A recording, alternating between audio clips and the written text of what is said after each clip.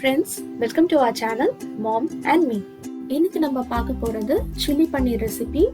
ரெஸ்டாரண்ட்ஸ்ல கிடைக்கக்கூடிய டேஸ்ட்ல வீட்லயே எப்படி செய்யலாம் அப்படின்றத இன்னைக்கு நம்ம பார்க்க போறோம். இப்போ வாங்க வீடியோக்குள்ள போலாம்.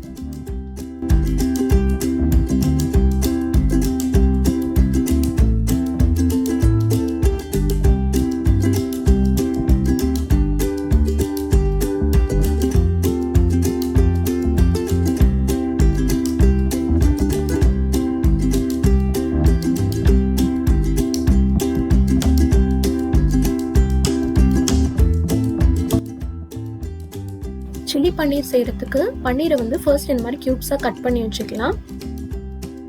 அடுத்து ஒரு பேட்டர் ரெடி பண்ணணும். அதுக்கு 1 டேபிள் ஸ்பூன் மைதா மாவு சேர்த்துக்கிறேன். அது கூட 1 டேபிள் ஸ்பூன் கார்ன்ஃப்ளவர் சேர்த்துக்கிறேன். இப்போ இதில் ஒரு 1/4 டீஸ்பூன் சில்லி ஃப்ளேக்ஸ் சேர்த்துக்கலாம். இது கூட தேவையான அளவு உப்பு சேர்த்துட்டு இதை நல்லா மிக்ஸ் பண்ணி விட்டுக்கலாம். இப்போ இதில் தண்ணி கொஞ்சம் ஆட் பண்ணிட்டு அதை நல்லா கலந்து விட்டுக்கலாம். இந்த பேட்டர் ரொம்ப திக்காவும் இருக்கக்கூடாது, ரொம்ப தின்னாவும் இருக்கக்கூடாது. பன்னீருக்கு ஒரு அவுட்டர் கோட்டிங் கொடுக்கறதுக்காக தான் இந்த பேட்டர் ரெடி பண்றோம். இப்போ பேட்டர் ரெடி பண்ணியாச்சு. இந்த மாதிரி கன்சிஸ்டன்சில இருக்கணும். இப்போ பன்னீரை ஃப்ரை பண்றதுக்கு கொஞ்சமா ஆயில் ஆட் பண்ணிக்கிறேன். இப்போ நம்ம ரெடி பண்ணி வச்சிருக்கிற பேட்டர்ல பன்னீர் பீசஸை போட்டுடலாம். இப்போ இந்த பேட்டர்ல நல்லா பன்னீர் பீசஸை டிப் பண்ணிட்டு ஆயில்ல போட்டு நல்லா ஃப்ரை பண்ணி எடுத்துக்கலாம்.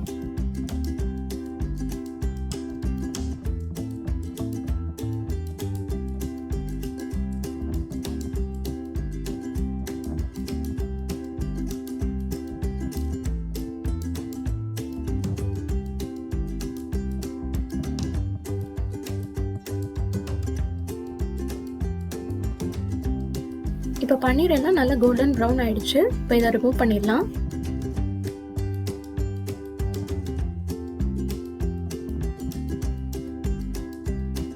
இப்போ ரிமைனிங் பன்னீர் பீசஸையும் இதே மாதிரி ஃப்ரை பண்ணி எடுத்துக்கலாம்.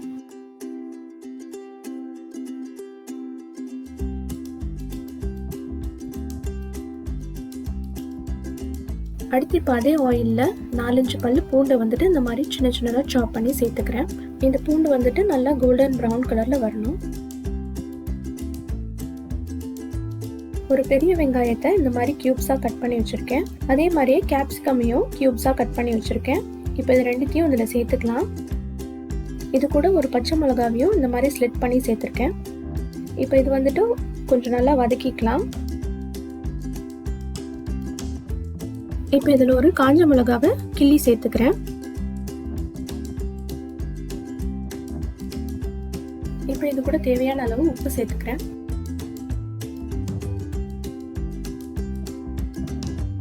இப்போ ஓரளவுக்கு ஆனியன் அண்ட் கேப்சிகமாக கொஞ்சம் வதக்குனதுக்கு அப்புறமா நம்ம சாஸ்லாம் ஆட் பண்ண ஆரம்பிக்கலாம். ஃபர்ஸ்ட் 1 டீஸ்பூன் சோயா சாஸ் சேர்த்துக்கிறேன்.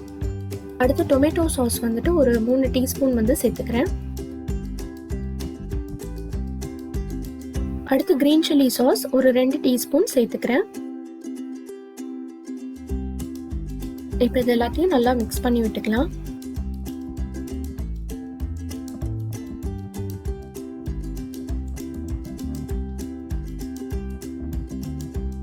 இப்போ இதில் ஒரு 1/4 டீஸ்பூன் சில்லி ஃப்ளேக்ஸ் சேர்த்துக்கிறேன்.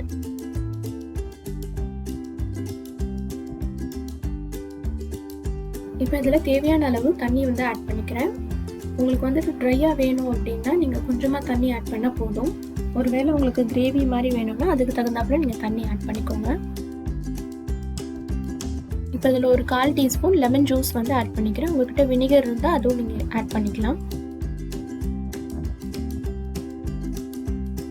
இப்போ இதோட கன்சிஸ்டன்சி அட்ஜஸ்ட் பண்ணுறதுக்காக ஆல்ரெடி ரெடி பண்ணி வச்சிருந்தோம்ல பன்னீர் கோட் பண்ணுறதுக்கான ஒரு பேட்டர், அதுலேருந்து ஒரு 2 டீஸ்பூன் இதில் ஆட் பண்ணிக்கிறேன்.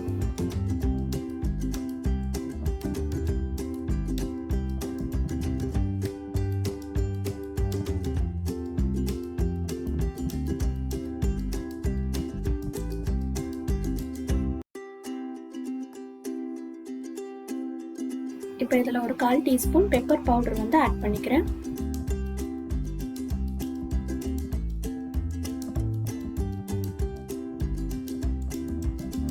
இப்போ கொஞ்சம் ட்ரை ஆனதுனால நான் கொஞ்சமாக தண்ணி வந்து ஆட் பண்ணியிருக்கேன். இந்த ஸ்டேஜில் ஃப்ரை பண்ணி வச்சுருக்கிற பன்னீரை சேர்த்துட்டு நல்லா கலந்து விட்டுக்கலாம்.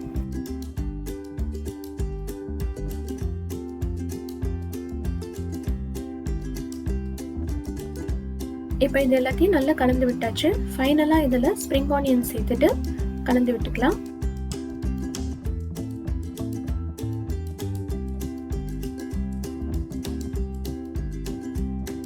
இப்போ சில்லி பன்னீர் ரெடி ஆயிடுச்சு. இப்போ இதை ஒரு பவுலில் ட்ரான்ஸ்ஃபர் பண்ணிக்கிறேன்.